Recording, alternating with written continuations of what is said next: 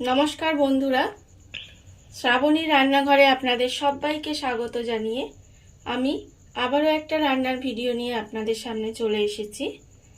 আজকের আমি আপনাদের সামনে করে দেখাবো পুদিনা পরোটা। তাহলে চলুন এই পুদিনা পরোটা আমি কিভাবে বানাই সেটা আপনারা একবার দেখে নিন।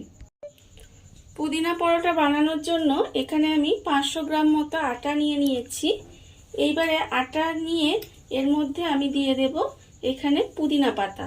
এখানে আমার প্রায় ছোট বাটির হাফ বাটির একটু বেশি পুদিনা পাতা আমি এর মধ্যে দিয়ে দেব।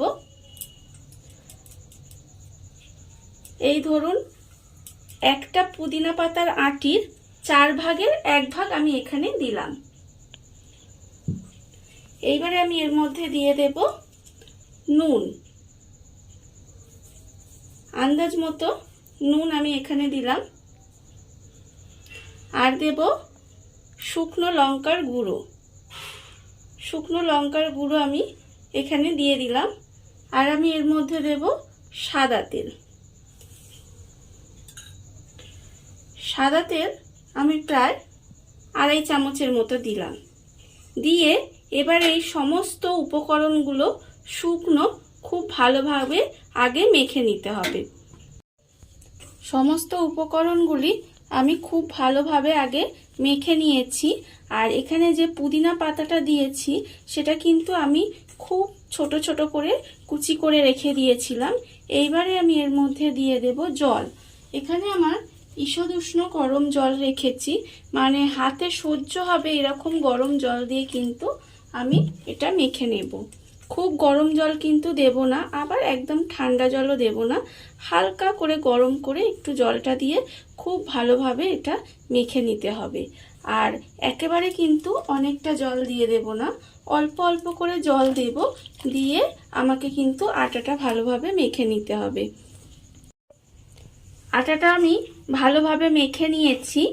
এইবারে আটাটাকে আমি মাখার পরে 8 ঘন্টা মতো চাপা দিয়ে রেখে দেব। 8 ঘন্টা আমার হয়ে গেছে। এইবারে আমি আটাটাকে আবারও একটু ভালোভাবে মেখে নেব।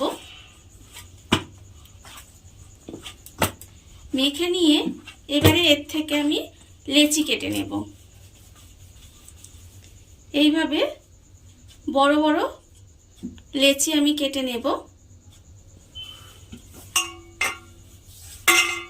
একটু বড় করে আমাকে কিন্তু প্রত্যেকটা লেচি আগে কেটে নিতে হবে।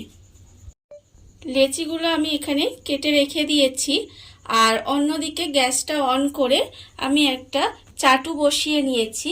এইবারে চাটুটা যতক্ষণ গরম হবে ততক্ষণ কিন্তু আমাকে পরোটাগুলো বেলে নিতে হবে।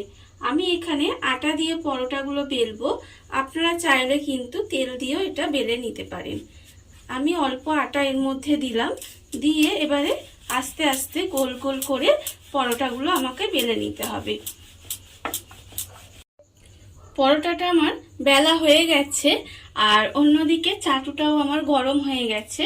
এইবারে আমি পরোটাটাকে এইভাবে চাটুর মধ্যে দেব। দিয়ে আগে কিন্তু পরোটাটা সেকে নিতে হবে। সেকে নিয়ে তারপরে কিন্তু আমি তেল দিয়ে এটা ভাজবো। আমাকে প্রথমে একটা পিঠ আমি আগে সেকে নেব। পরোটার একটা পিঠ আমার সেকা হয়ে গেছে, আমি আর একটা পিঠ সেকতে দেব। সেকে নিয়ে তবে আমি তেল দিয়ে ভাজবো। আর সেই সময় আমি আর একটা পরোটা কিন্তু বেলে নেব। আবারও আমি অল্প একটু আটা দিলাম, দিয়ে আমাকে কিন্তু আবারও সেম ভাবে পরোটাটা বেলে নিতে হবে। আর একটা পরোটা আমার বেলা হয়ে গেছে আর অন্যদিকে এটাও কিন্তু আমার সেকা হয়ে গেছে। এইবারে আমি এর মধ্যে দিয়ে দেব অল্প একটু সাদা তেল। অল্প একটু সাদা তেল আমি এর মধ্যে দিয়ে দিলাম। দিয়ে এবারে আস্তে আস্তে কিন্তু চেপে চেপে পরোটাটা আমার ভেজে নিতে হবে। যেভাবে লাল করে পরোটা ভাজা হয় সেভাবে কিন্তু আমি পরোটাটা ভেজে নেব। দেখুন এইভাবে অল্প অল্প তেল দেব আর পরোটাটা কিন্তু ভেজে নেব।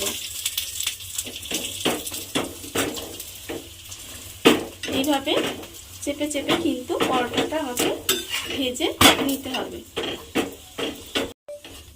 পরোটাটা আমার লাল করে ভাজা হয়ে গেছে। এবার পরোটা আমি তুলে রেখে দেব। আর এদিকে অন্যদিকে আবারও যে একটা পরোটা আমি বেলে রেখেছিলাম, সেই পরোটাটা কিন্তু আমি এর মধ্যে দিয়ে দেব। এইভাবে কিন্তু আমাকে প্রত্যেকটা পরোটা আগে ভেজে নিতে হবে। দেখুন বন্ধুরা, কত অল্প উপকরণ দিয়ে কত সুন্দর একটা পুদিনা পরোটা রেডি হয়ে গেল, আপনারা দেখতেই পেলেন। আর এই ভিডিওটা যদি আপনাদের ভালো লেগে থাকে তাহলে লাইক করবেন, কমেন্ট করবেন আর সাবস্ক্রাইব করবেন আমার চ্যানেলকে। আজ এই পর্যন্ত, নমস্কার।